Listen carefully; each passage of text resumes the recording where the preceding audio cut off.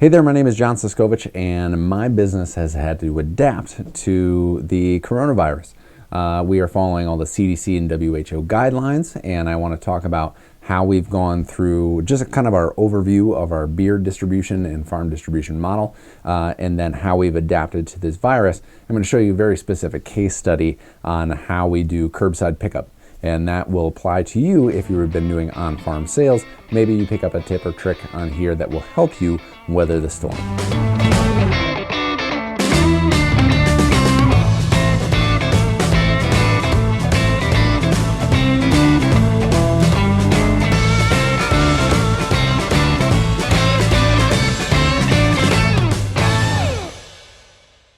So for those of you who don't know, I have a farm brewery here in Western Connecticut. It's in Kent, Connecticut. It's Kent Falls Brewing Company. And I am one of 5 partners. We have 3 of us, general manager, 2 people who run the farm brewery, and then 2 people who run a distillery down in Port Chester in New York. We have a very complicated business structure, but so far it has been working for us. We have produced some really excellent products and some really good brands that people have resonated with a good customer base.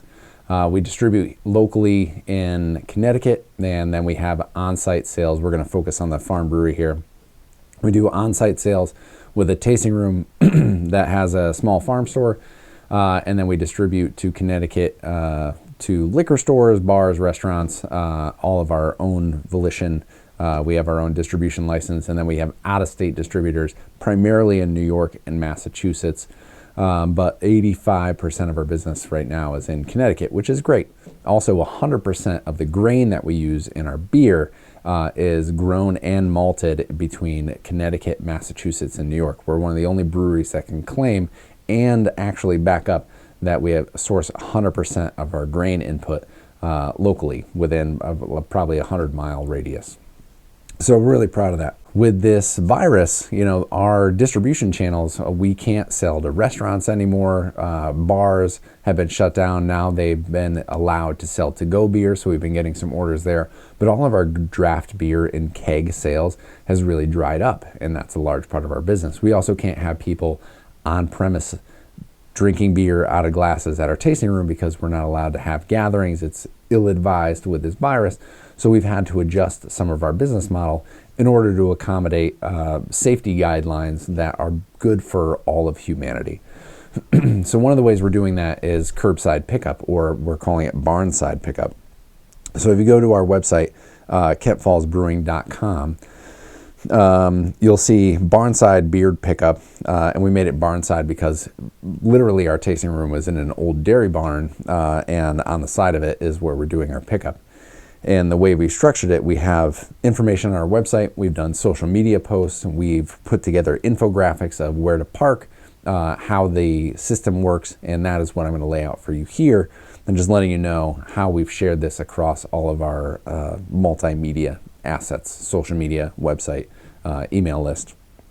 So currently we're only selling to-go beer, and the way we've been structuring it is that we went from 3 days of sales where we could pour beer on site to, and that was Thursday, Friday, Saturday, to allowing for Tuesday through Saturday from a shorter window where you can come and pick it up. And we've been directing all of our sales online.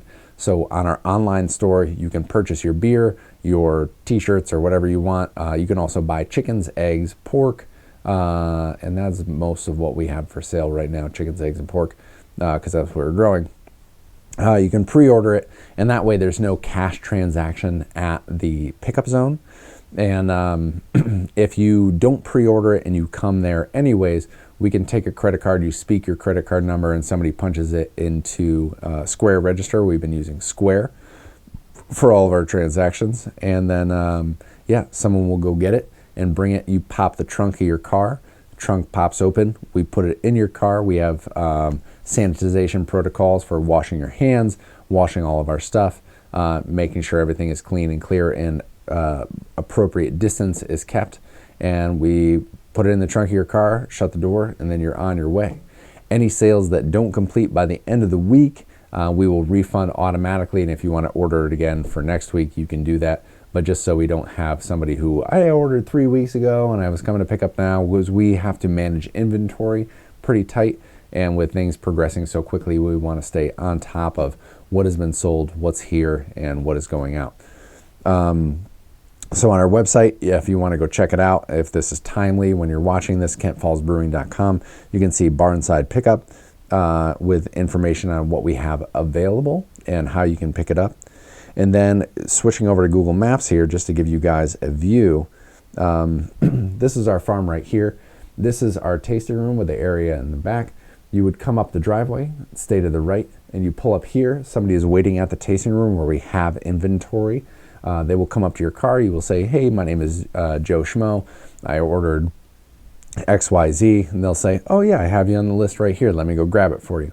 They'll go grab that beer, bring it out to your car, mark the order as complete, and then you drive away. And that way we are appropriately socially distanced, and we're wearing gloves. We have bottles of isopropanol, hand sanitizer, hand washing, and all of our stuff stays very sanitary. We're a brewery, and you're very worried about things that you don't want in the beer. So the brewing industry inherently is very clean, and that has played to our benefit. Now I will note, while we're here on Google Maps, just because it's fun, this is our road. Come up the road, you have the brewery and the tasting room, and in the back, this is where my brooder is. This is where the hop yard is.